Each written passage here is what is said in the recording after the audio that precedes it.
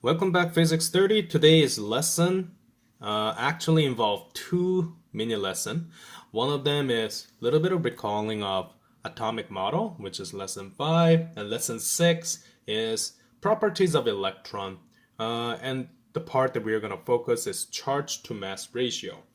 Although it is two lessons together in one video, and I understand that it can be overwhelming for some people. However, good thing is we already learned most of them before, directly or indirectly, in Science 10 and some previous lessons of physics. Now, one thing that I'm going to focus on here, compared to any other time, is a little bit of a historic part of it. It is important to understand that. There you go. It is important to understand that who suggests which theory, and then who said no, that theory doesn't work, and then suggests another theory, something like that. So there's not much of law here. Law is like it is applicable for from Earth, any other place, something like that. We're not talking about that. We're talking about how atom looked like, and from there how subatomic particle electron was discovered, if you will. So you need highlighter and pen or pencil, something like that. The very first atomic model that was suggested by a scientist was, first of all, Dalton, and you guys learned this as billiard ball model. The reason being is because atom is the smallest matter that you can have, and when it comes to Dalton's suggestion, there's no smaller part of that. Of course, this is not accepted in 21st century modern physics because of one reason. When it comes to the concept of atom for Dalton's model, there's a one big flaw: no subatomic particle. And when I say that, we don't have a concept of proton, neutron, or electron.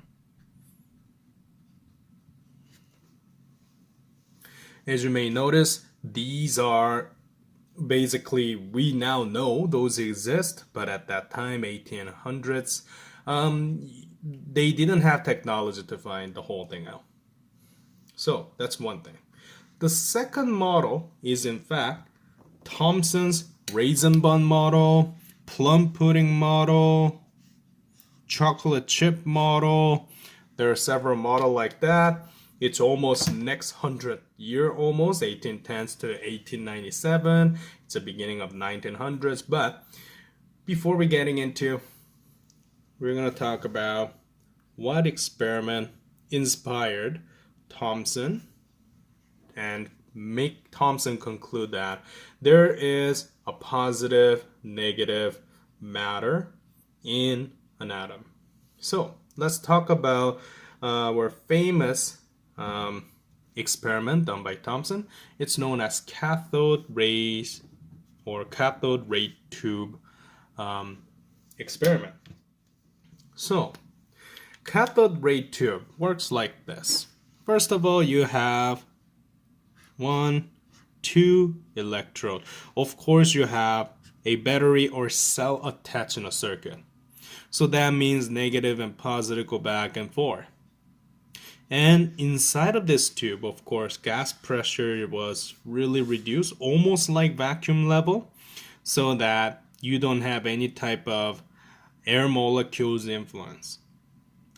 Now, they found like aurora looking radiation that make a circle around there, and that is how he observed the polarity. But here's the thing: why cathode ray tube have a little pattern, ring pattern inside of this tube? It's because of discovery between charged particle and magnetic field. Now, here's one thing. There was when you think about the polarity, cathode as negative, anode as positive, you know that when it comes to electron, and I'm using modern physics situation, electron go from one polar to another polar end. Now, if you think about cathode ray tube time, we didn't have a concept of one goes to another. In fact, using this cathode ray tube, scientists discovered the existence that, you know what, there's a one small particle that always go to certain end. No other exception. Gave them a feeling and gave them an idea that there is a matter that is completely polarized. In this case, scientists show conclusively that cathode rays were in fact tiny negative particles that always go from one end to another end. In this case, cathode to anode. And it is not EMR, because by directing these negative particles through perpendicular magnetic field, which is left hand rule number 3, they found a little bend of the motion and bending of the colored radiation. And if it's EMR does not deflect just because of the magnetic field. So we found that there is a polar particle. To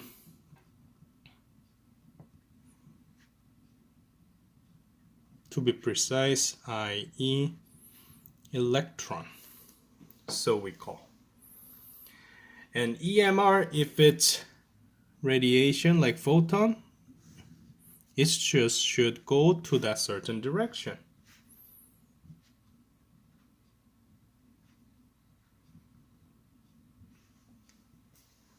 So, from this cathode ray experiment, Thompson suggested a model.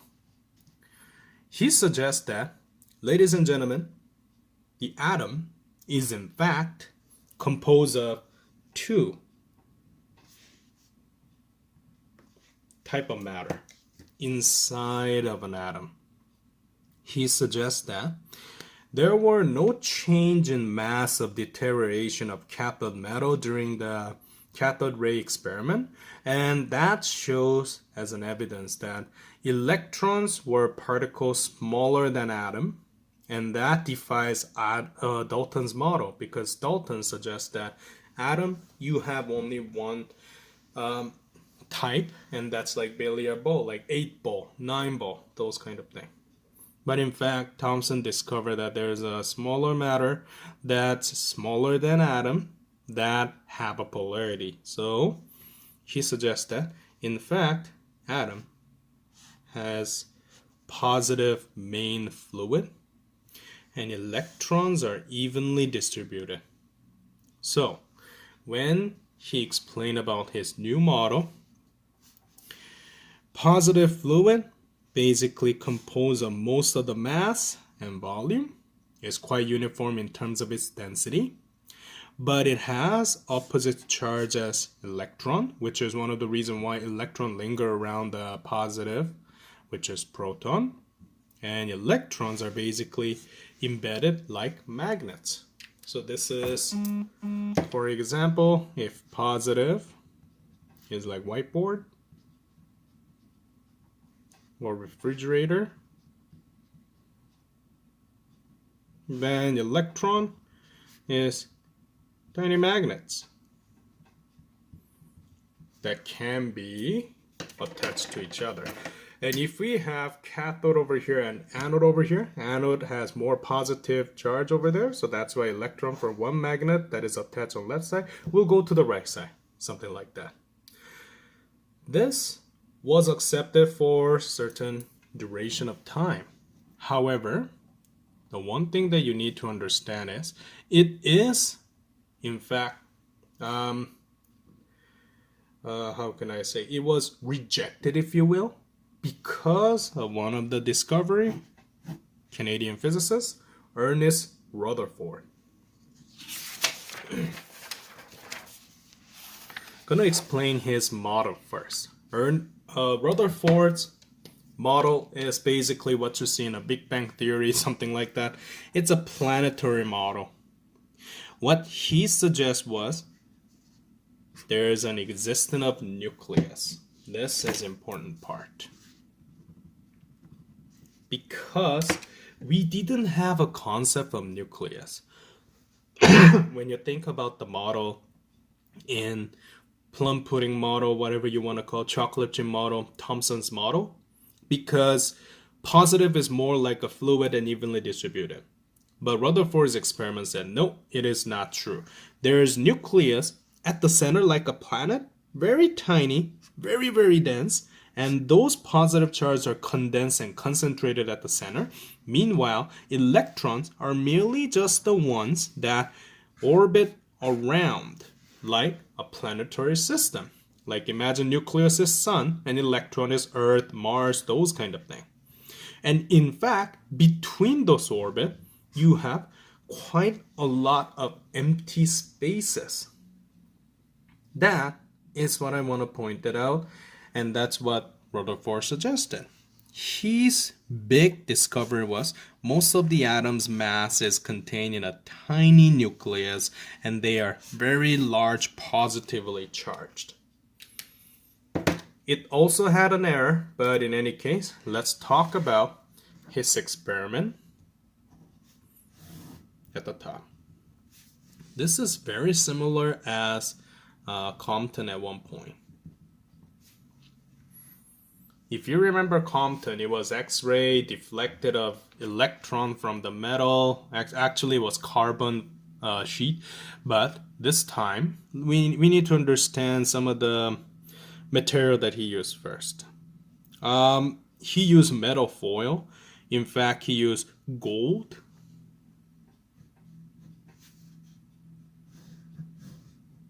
Because gold are very reflective. Thompson's model worked like this. He used alpha particle. An alpha particle was shooted.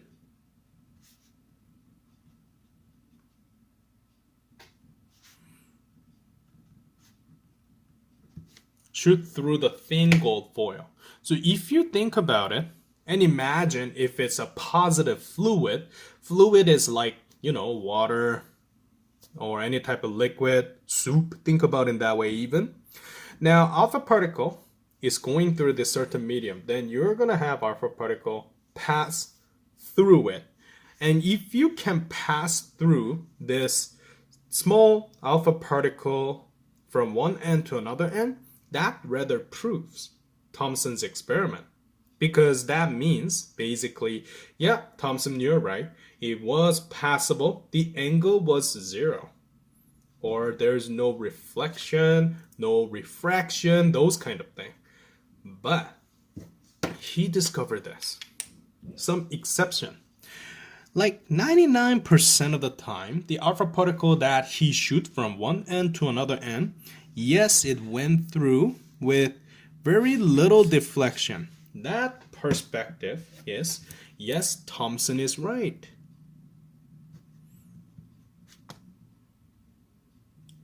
But there is a big flaw. Big flaw was this small percentage, 0.01% of time. 1 in 10,000 was deflected almost entirely back. So if I explain this discovery as an actual result, can you go down to that page 54? Rutherford planetary model. And if you look at this alpha particle that go through like this, that is what Thomson predicted. Or that supports Thomson. The one thing that doesn't support Thomson is the one that bent almost back. This few scattered alpha particle, this scattered alpha particle is one of the reasons why Rutherford thought that there must be really dense core center, like nucleus. Imagine this is a wall almost, and you're throwing rubber ball. Then what's going to happen? It's going to go towards and it's going to reflect it almost directly back, right? So his suggestion was this. There must be really core dense center known as nucleus. An alpha particle must hit that. The reason that most of the time it was passing through, however, is because the atoms are mostly composed of the empty spaces when you look at the orbit system. And that's the reason why it was able to pass through. So the main discovery of his was this one, some of the scattered. And the thing about science is, even if it's a small amount, you cannot just assume it's an error. And this evidence was one of the main evidence that makes scientists believe that, in fact, positive is not the main. Yes, mass part, it looked like a main, but it is located on tiny part at the center. There was a problem also, and that leads to our Bohr's model, which is one of the most important model that high school uses. Major problem was this. Imagine, actually I'm going to use it. Imagine for this electron, as you may see, it goes around, right? That means you have centripetal force. Centripetal force means I have mass times acceleration, which is mv squared over r. If you think about this perspective, can you see I have velocity over here? That means I have to use kinetic energy. Now let's think about it in terms of conservation of energy situation. Can you infinitely use energy that you have? The answer is no.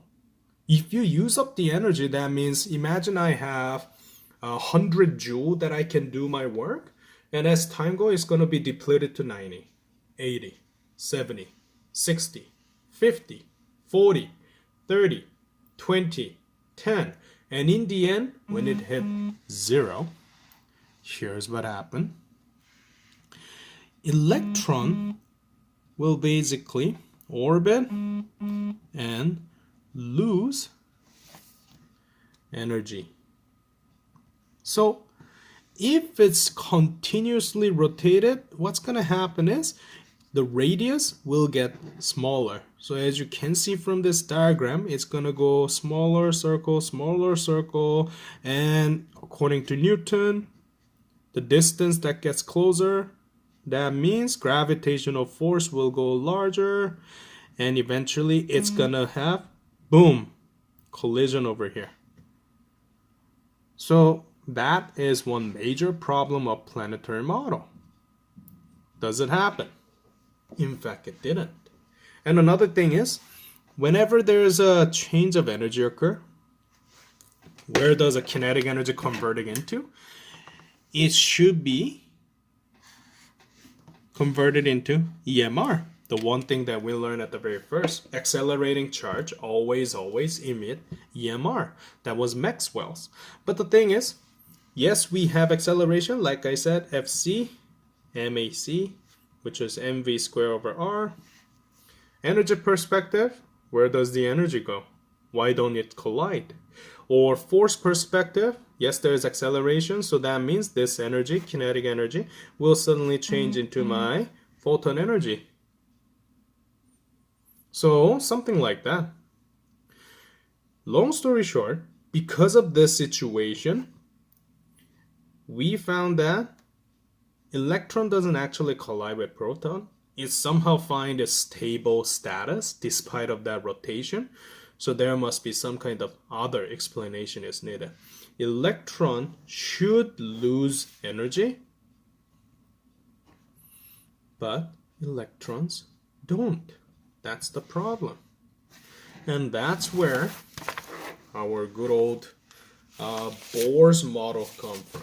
And when it comes to Bohr's model, actually, we don't have it for today, but I'm just going to put that in here. There is a one entire lesson about him, but this problem was solved by Bohr and his energy level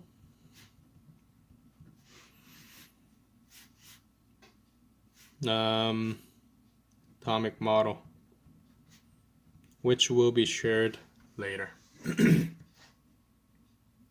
That is one of the lessons. Now let's continue. So how can these discovery can be asked in physics 30 in diploma? Here's the thing. We need to think about Thompson's time. One thing that you need to understand is, yes, Thompson is a person who discover and explain in the way that there is electron and proton. Didn't really discuss about neutron in here, but that is okay. Electron and proton, the charged particle, subatomic particle. But the thing is, Thomson was not the person who figured out this basic elementary charge. This was done by Millikan. Oil drop. So between these 1897 to Millikan's oil drop discovery, how can we know the mathematical evidence or analysis of this cathode ray tube and figure out that, oh, there is a charge? Because you don't know the quantity. In order to get rid of that dilemma, this is what he used: charge to mass ratio. In fact, this is a situation where you have two unknown variables, which is quite common in any type of advanced math or advanced science. But in physics 30, in fact, in high school, we generally don't go with more than one unknown variable, other than, if I recall, Math 30-1 exception. But in any case, Thomson didn't know the charge of electron.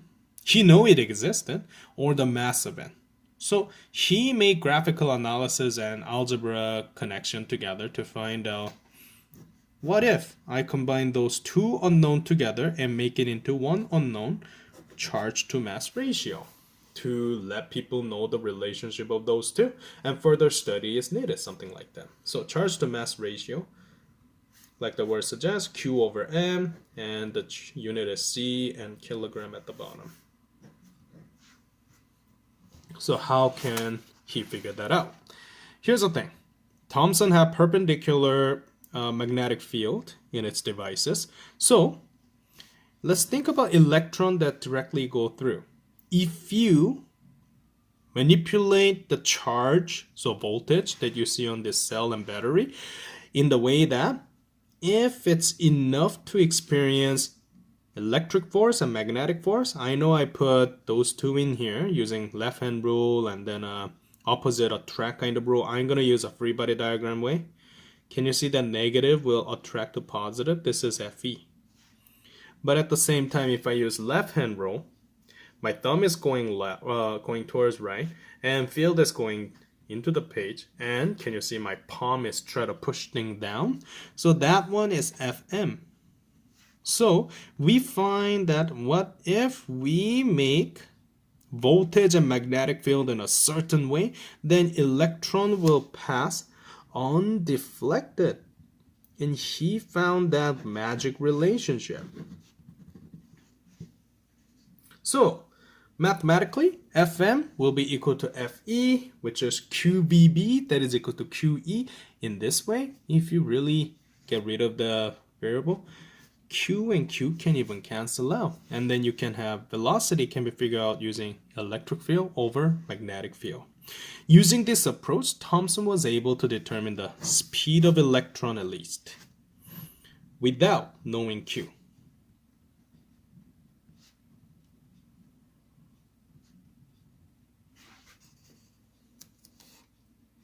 Step number 2. He also knows that when it comes to the force perspective, we have a circular motion. That means Fm is equal to F net, which is Fc. And using this, we know that QVB is equal to mv squared over r. And what we can do is, instead of having Q or M, we can separately, we can actually combine them, all of them together on one side. And another side, V over BR. We can do that. And you may notice, how can we know V? We just did that up there. So we can find velocity first, and we can find charge to mass ratio. From this, he found the relationship Qm gave him a value 1.76 10 to the power of 11 C over kilogram. Like how Millikan discovered the 1.60 10 to the power of negative 19 relationship. Talking about Millikan's was done at 1913. So when it comes to the time gap 1897 to 1913, that's quite a bit of a gap. And when you look at this, we also learned this before. He used suspended oil droplet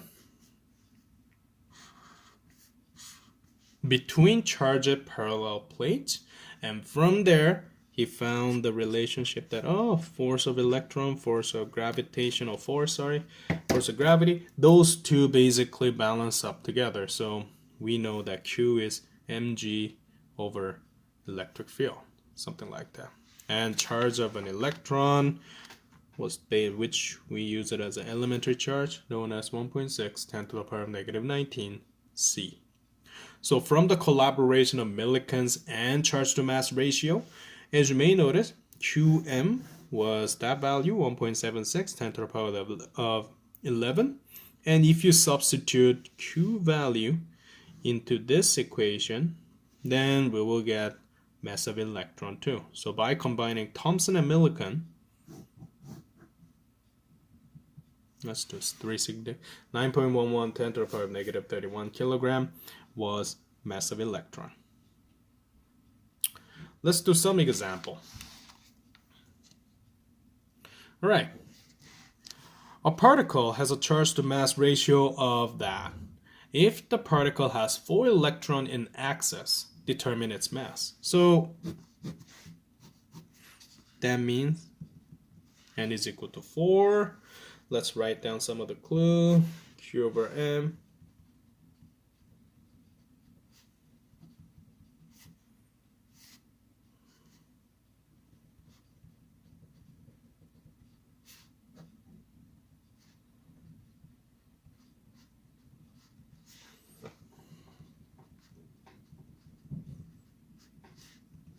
As you may notice, I'm kind of combining my clues together. It says 4 electron in excess, so 4 times Q, which gave me 6.40 10 to the power of negative 19. So we have charge to mass ratio, we have charge. So I just need to rearrange it. 7.83. Oops, sorry.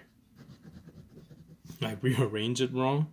You're putting Q's value on it, so it's actually Q divided by that value, 6.40 10 to the power of negative 19 C over 7.83 10 to the power of 10 C over kilogram.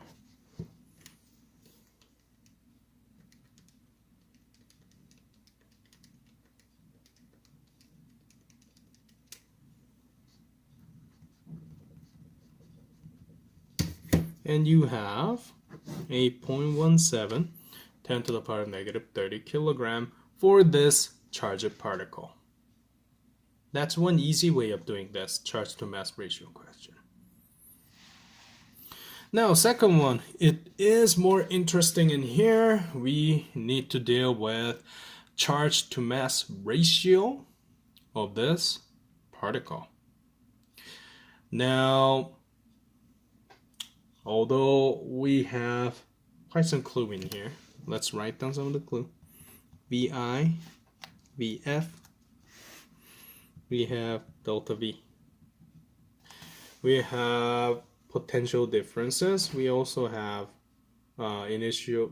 final velocity when it's exiting this charged plate.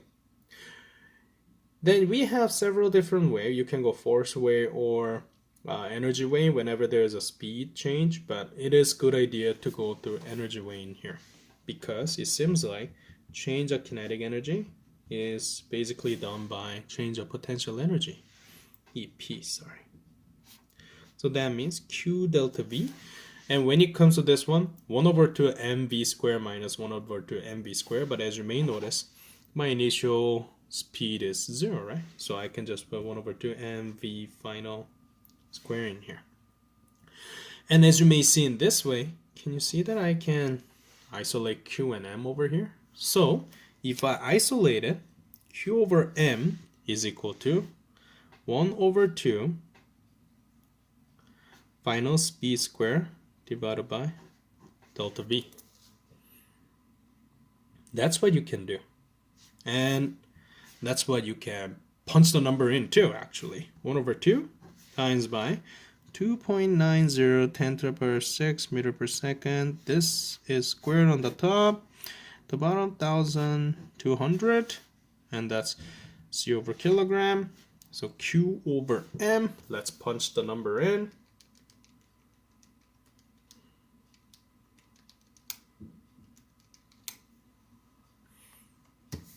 And I have, in this situation, 3.50 10 to the power 1, 2, 3, 4, 5, 6, 7, 8, 9. 9 Q over kilogram situation. I see. Another apology, folks. It seems like when I was doing this question in my workbook PDF file, so teacher answer, I have really wrong answer in there. For some reason, I forgot to square my velocity in there, which should be done like this. So please ignore my teacher answer in PDF. It should be 3.50 10 to the power of 9. This answer was made when I was a rookie time. That is my today's lesson. So your to-do list is basically go through the lesson 6 homework section, page 57 of your booklet, and page 58, page 59. There are quite a lot. Page 60 and all the way to 61. Like I said, there's about 13 questions, so if you want to do like odd number only or even number only, it's your choice. I want you to give it a shot.